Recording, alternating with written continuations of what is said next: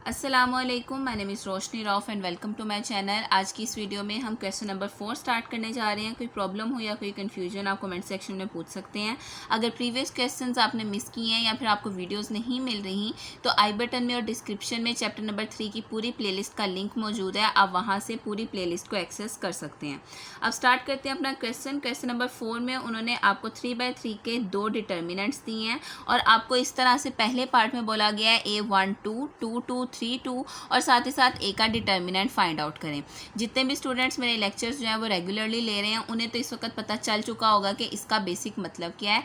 जिन students ने पहले lectures नहीं लिए उनको मैं अब क्लियर कर देती हूँ। बेसिकली इस क्वेश्चन के अंदर माइनर और को फैक्टर का जो कॉन्सेप्ट है ना वो स्टार्ट हो रहा है। एक बात मैं यहाँ पर करती चलूँ कि क्योंकि यहाँ पर आपको इतनी ज़्यादा डीप नॉलेज की ज़रूरत नहीं है को फैक्टर की या माइनर की, इस वजह से मैं बस ऊपर से जितनी आपको ज़रूरत है उसके मुताबिक ही आपको समझा दूंगी। ज़्यादा इसमें डेप्थ में जाने की हमें फ़िलहाल ज़रूरत नहीं है। सबसे पहले देख लेते हैं हमारे पास ए है क्या, क्योंकि A1 2 निकालने से पहले हमारे पास ए का मैट्रिक्स होना बहुत ज़रूरी है। यहाँ पर हम इसकी वैल्यूज़ लिख लेते हैं 1 2 एंड -3, 0 -2 एंड 0, -2 एंड 1। ठीक हो गया। ये डिटर्मिनेंट है हमारे पास और हमें निकालना क्या है, A1 2 निकालना है। बहुत से स्टूडेंट्स को 1 2 का आइडिया तो हो चुका होगा। 1 2 का मतलब ये है कि first row and second column. First row क्या है 1 2 एंड -3 एंड सेकंड कॉलम को आपको हाइड कर देना है। जो वैल्यूज़ बच जाएंगी वो आपने एज अ डिटर्मिनेंट लिख लेनी है।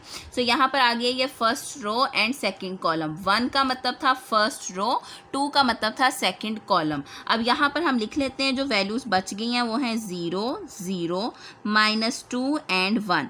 ये इतनी वैल्यू अगर आप सिर्फ और सिर्फ लिखते हो ना तो इसको हम माइनर बोलते हैं। ये आपने लिखी है माइनर की वैल्यू, इसको m से भी रिप्रेजेंट किया जाता है। अगर इसी को हम को फैक्टर में कन्वर्ट कर दें तो इसके साथ हम लिखेंगे -1 की पावर। अब पावर के अंदर वो दोनों वैल्यूज़ होंगी जो आपने फाइंड आउट किया, मतलब कि first row and second column. तो यहाँ पर आप लिख दोगे 1 + 2। फॉर एग्जाम्पल यहाँ पर अगर जिस तरह लिखा हुआ है 8 2 2 तो आप -1 की पावर में लिख दोगे 2 + 2। इसी तरह से 3 2 की सूरत में आप -1 की पावर में लिख दोगे 3 + 2। होपफुली यहाँ तक आपको क्लियर होगा। इस चीज़ को बोलते हैं को फैक्टर, मतलब कि -1 की पावर में ये दोनों वैल्यूज़ को प्लस भी कर दिया जाता है और साथ में डिटर्मिनेंट निकालते हैं। और अगर फॉर एग्जांपल आपको सिर्फ और सिर्फ माइनर फाइंड आउट करना है, मतलब कि 1 2 का माइनर निकालना है, तो आप माइनर की सूरत में सिर्फ इतना काम करेंगे, ये -1 वाला पार्ट आप साथ में शामिल नहीं करेंगे। स्टार्ट करते हैं। -1 की पावर यहाँ पर बन जाएगी 3, -1 की पावर 1 + 2 मतलब कि 3। और अगर अंदर की बात की जाए तो हमारे पास यहाँ पर क्या है 0 1 जार, हम अच्छी तरह से जानते हैं हमारे पास क्या आ जाएगा 0 ही आ जाएगा। मैं यहाँ पर लिख लेती हूँ 0। उसके बाद सेंटर में माइनस एंड -2, 0 जार 0, 0 -0 हमें अच्छे से पता है 0 आएगा। -1 की पावर 3 है। जब भी किसी नेगेटिव वैल्यू की कोई पावर लेनी हो, अगर तो हमारे पास पावर जो सी है वो ओड नंबर में है तो माइनस हम साथ में लिखते हैं, और अगर पावर हमारे पास इवन नंबर में है तो वो माइनस हमारा ख़त्म हो जाता है। अब 0 - 0 करेंगे 0 आ जाएगा एंड -1 0 जार 0। A1 2 हम बहुत आसानी से यहाँ पर फाइंड आउट कर चुके हैं। नेक्स्ट हमें जो निकालना है वो है हमारे पास A2 2। अब 2 2 का मतलब ये है कि -1 की पावर में आपको लिख लेना है 2 + 2, और 2 2 का वैसे क्या मतलब होगा second row and second column. ये आ गई हमारी सेकंड रो जिसको हमने हाइड कर दिया है, और ये हो गया हमारा सेकंड कॉलम जिसको हमें हाइड कर देना है। बाकी हमारे पास क्या बच जाएगा 1 -3 -2 एंड 1। अब यहाँ पर अगर हम -1 की पावर देखें तो बन जाएगी 2 + 2 4, और अंदर देखें तो 1 1 जार 1 -2 को -3 से मल्टीप्लाई करेंगे तो हमारे पास आ जाएगा 6। माइनस कट जाएंगे और यहाँ पर आ जाएगा 6। अब -1 की पावर क्योंकि हमारे पास इस वक्त 4 है और क्योंकि ये एक इवन नंबर है, मैंने आपको पहले भी बताया था जब इवन नंबर आप सॉल्व करते हो तो आपका माइनस जो है वो ख़त्म हो जाता है। अब 1 - 6 करेंगे तो हमारे पास आ जाएगा -5 एंड -5 1 जार -5। इसी के साथ दूसरा कोफैक्टर भी हमने फाइंड आउट कर लिया। तीसरा कोफैक्टर है हमारे पास A32। ये मैं यहाँ पर लिख लेती हूँ A32। 32 का मतलब ये है कि -1 की पावर में आ जाएगा 3 + 2, और साथ ही साथ हम third row and second column को हाइड कर देंगे। जब third row and second column को हाइड किया जाएगा तो बच जाएगा 1 0 -3 एंड 0। सो मैंने यहाँ पर लिख लिया 1 0 -3 and 0। Same to same previous questions की तरह -1 की पावर यहाँ पर आ जाएगी 5 और अंदर हो जाएगा 1 0 जार 0 -0 -3 जार 0।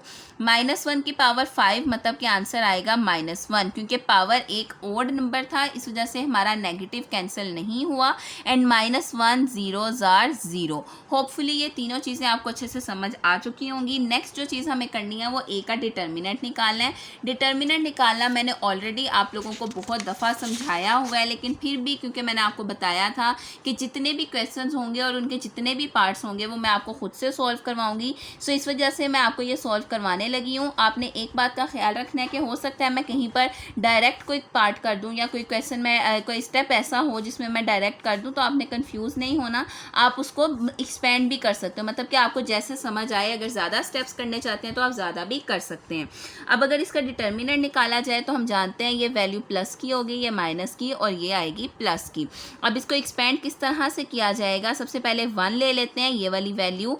अब जहाँ से आपने वैल्यू उठाई है उसी कॉलम को और उसी रो को आपने क्या कर देना है, हाइड कर देना। बाकी जो बच जाएगा वो आपने यहाँ पर इस तरह से लिख लेना है, -2 0 -2 एंड 1। ठीक है, नेक्स्ट वैल्यू है आपके पास -2, ये वाला माइनस और साथ में 2। तो आपको क्या करना है, जहाँ पर -2 था वही वाला कॉलम और वही वाली रो को हाइड करके बाकी वैल्यूज़ को लिख लेते हैं, 0 0 -2 एंड 1। उसके बाद तीसरी वैल्यू आ गई प्लस -3। अब जहाँ से आपने उठाया 3 को वहाँ पर कॉलम को और रो को हाइड कर दें।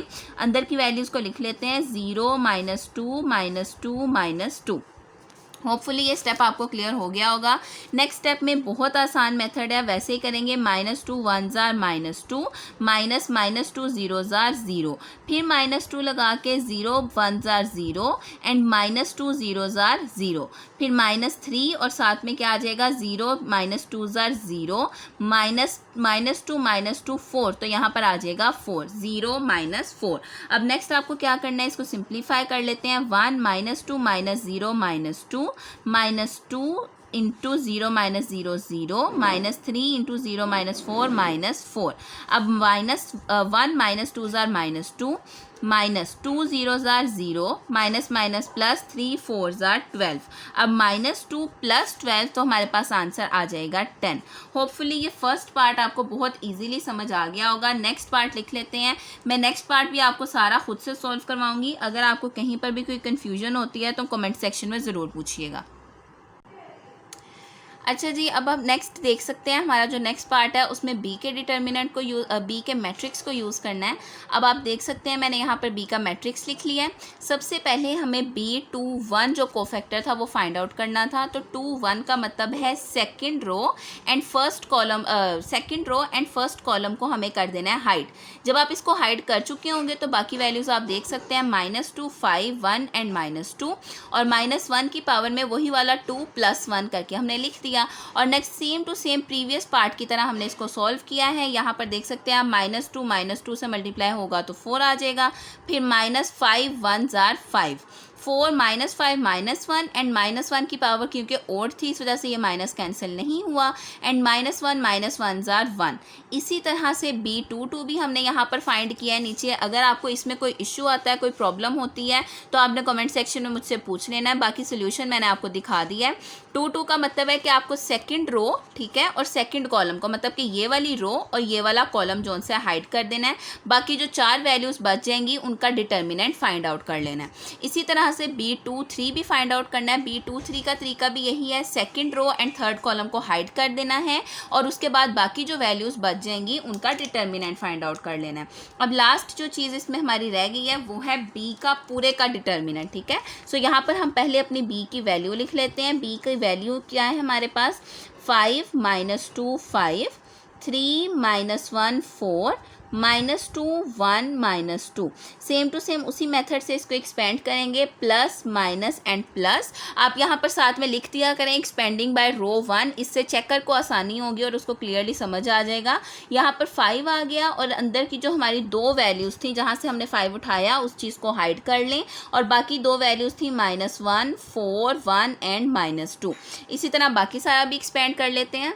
अब मैंने यहाँ पर एक्सपेंशन कर लिया है, सेम टू सेम उसी मेथड से किया है जिस तरह फर्स्ट क्वेश्चन में की थी, उसी तरह से अब इसका हम 2/2 का जो डिटर्मिनेंट है उसको सॉल्व करते हैं। -1 को -2 से मल्टीप्लाई करेंगे तो आपके पास 2 आ जाएगा, -4 1s are 4, फिर आ जाएगा +2 × 3 -2s are -6, माइनस जो है वो सेंटर में डिटर्मिनेंट का एंड 4 -2s are -8, तो माइनस माइनस यहाँ पर +8 हो जाएगा। अगर आपको समझ नहीं आई तो आप एक स्टेप ज़्यादा भी कर सकते हैं, कोई इशू नहीं है। उसके बाद +5 × 3 1s are 3 minus minus minus +2 1s are 2। अब इसको सॉल्व कर लेते हैं। 5 आ जाएगा, 2 - 4 - 2 +2 × 8 - 6 2 +5 × 3 - 2 1, 5 -2s are -10 +2 2s are 4 +5। अब यहाँ पर सिंपल सी बात है, हमारे पास आंसर क्या आ जाएगा, -1। कोई प्रॉब्लम हो या कोई कन्फ्यूजन इस क्वेश्चन के हवाले से आप कमेंट सेक्शन में मुझसे पूछ सकते हैं। Thank you so much for watching this video. Allah हाफिज़।